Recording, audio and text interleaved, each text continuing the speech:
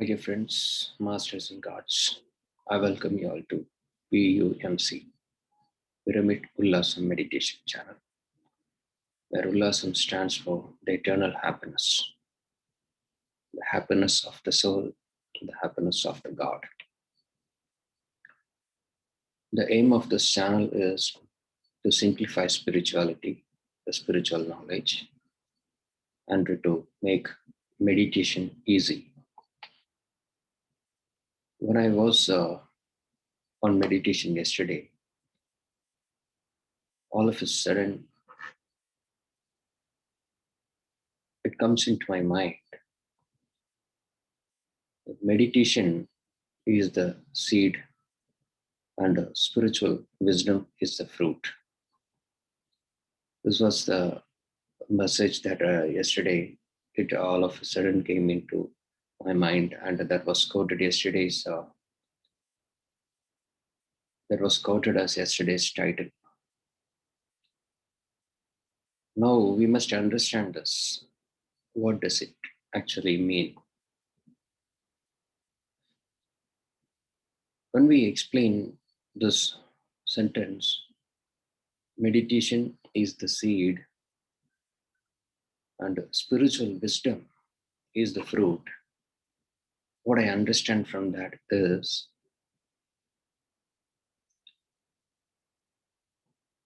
if a seed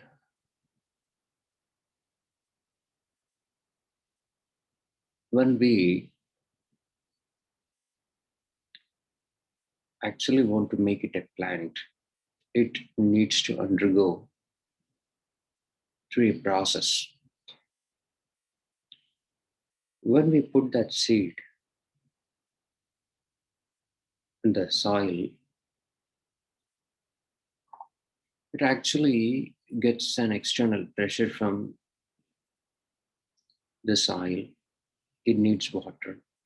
It needs a sufficient amount of heat or the solar energy or the sunlight and all.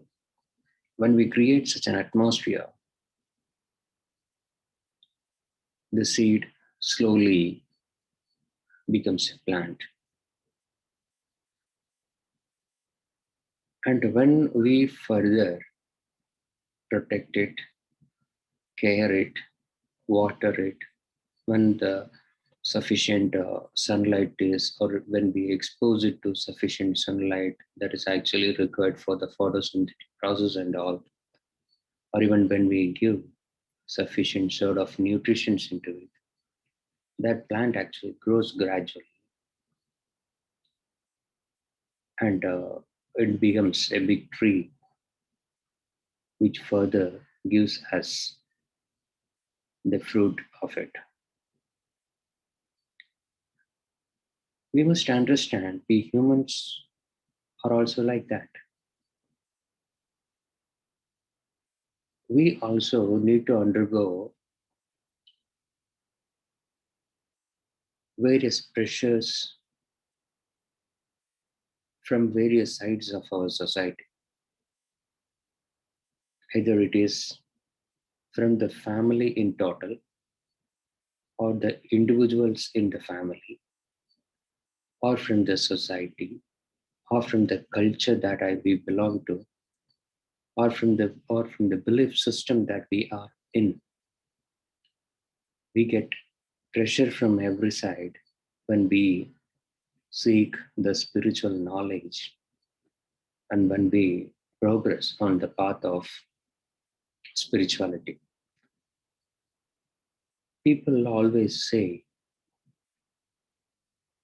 that when we move in search or in seek of spirituality, we are actually leaving all the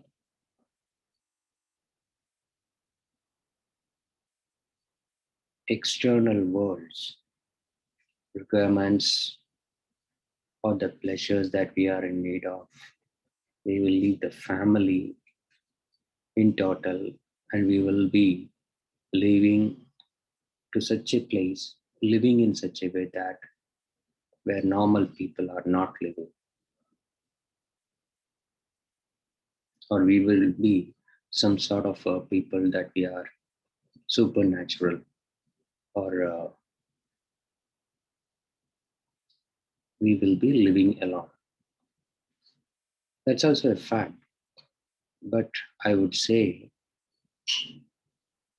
when we realize God within, the happiness of the God within,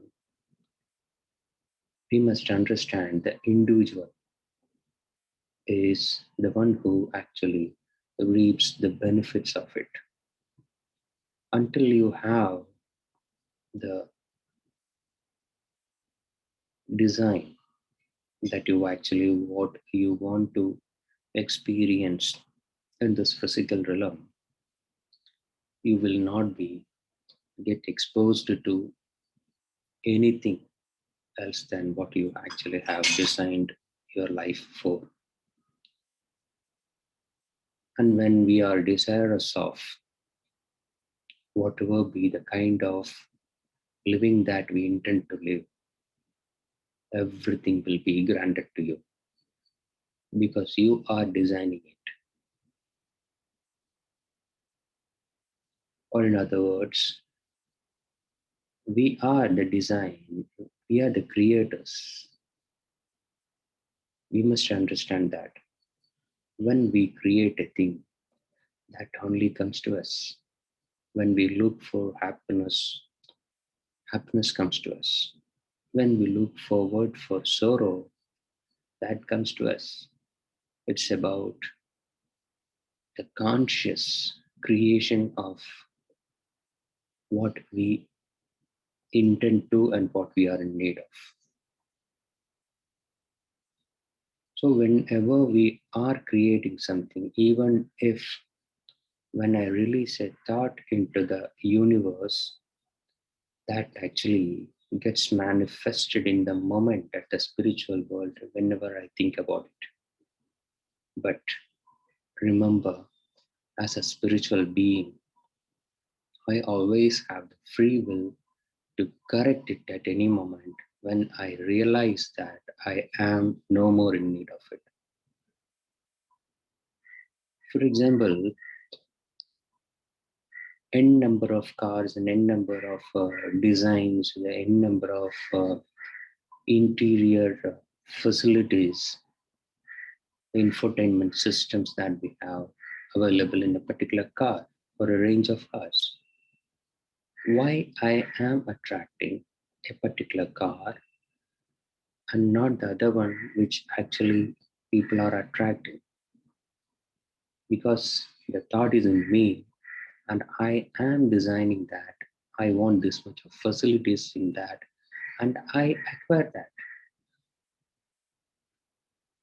Just likewise, whenever I am in need of some sort of good food, actually I taste it and I enjoy it. But somebody else is enjoying some other sort of food because they like it. Everywhere it is like that. I should have the clarity of what I am in need of, and that will be granted by the universe. So we are the creators. The Brahman is there, and the Brahma is in me who creates everything. Understand this very clearly. And the Vishnu is there always as a protector. Until I am in need of it, I will be holding that in my hands. So, where being a Brahma, I create what I am in me. And being a Vishnu, I protect that. When I am no more in need of it, I become Lord Shiva, the destroyer, and I link that thing into, or give it back to the universe for the people who are in need of it. When we understand knowledge, when we have all these knowledges in common, it's not that I believe in a particular religious system, I will only acquire that knowledge. No. You must understand the knowledge in the different perspective. That's why the seventh chakra is the Sahasrar. What I understand from that is understanding a particular knowledge from thousand angles. Thousand angles. That's the reason why it's been named as Sahasra, the thousand petal lotus. Understand this. That is the sort of experience that we are in need. That is what is called the wisdom. And that wisdom is required by the soul and is to be acquired by the soul. And the process is meditation. There is a path for everything to reach it at a destination. If destination is the Sahasrar or the state of Nirvana, and the path and the process itself is meditation. That's the reason why when I received this message yesterday, when I got this flash in my mind that meditation is the seed and the spiritual wisdom is the fruit, I need to have an explanation giving to the viewers of this channel, and I'm here with it today. Thank you very much, Masters. Further, we will be moving into today's meditation session. Thank you.